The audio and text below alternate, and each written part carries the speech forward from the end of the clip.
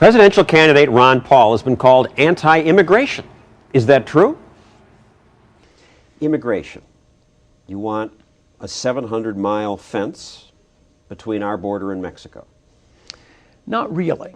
There was an immigration bill that had a fence in it, but there was to attack amnesty. I don't like amnesty, so I voted for that bill to stop the amnesty, but I didn't like the fence. I don't think the fence can solve a problem. I find it rather offensive. What should we do?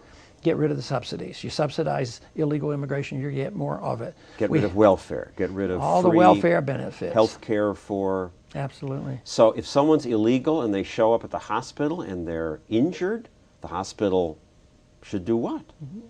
Be charitable and have no mandates by the federal government. Catholics want to take care of their offering to help a lot of these people. We want to punish them in some of these, reform bills. I'm not for that.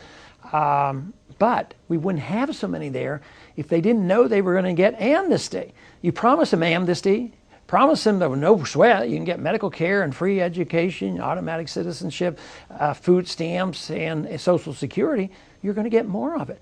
But I want a free and healthy, thriving economy, and I think we could be much more generous with our immigration. We don't need illegal immigration. We don't need to reward people who get in front of the line.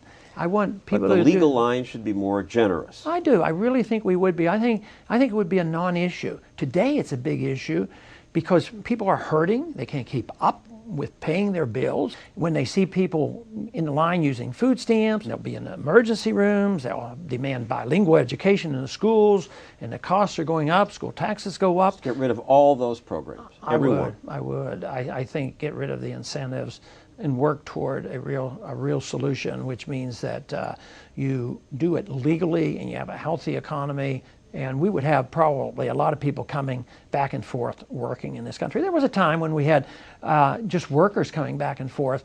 That was when they didn't expect to get easy amnesty. And you want to get rid of the birthright law that says that an illegal immigrant who gives birth in America, the child is a U.S. citizen. Yes, I think there's confusion on interpreting the 14th Amendment.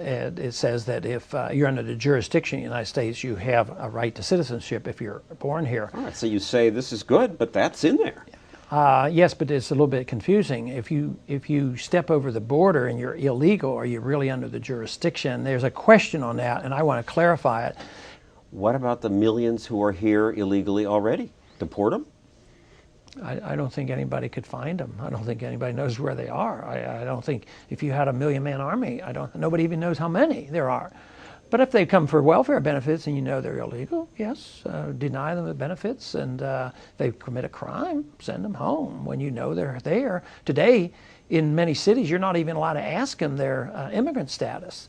It might be on the form. Policemen told me, don't ask that question. They're told they can't ask that question to find out if they're illegal. And they've been breaking the law, they're arrested. But it's politically incorrect to ask a person their immigrant status, because that would say, well, if you're breaking the law, maybe you ought to go home.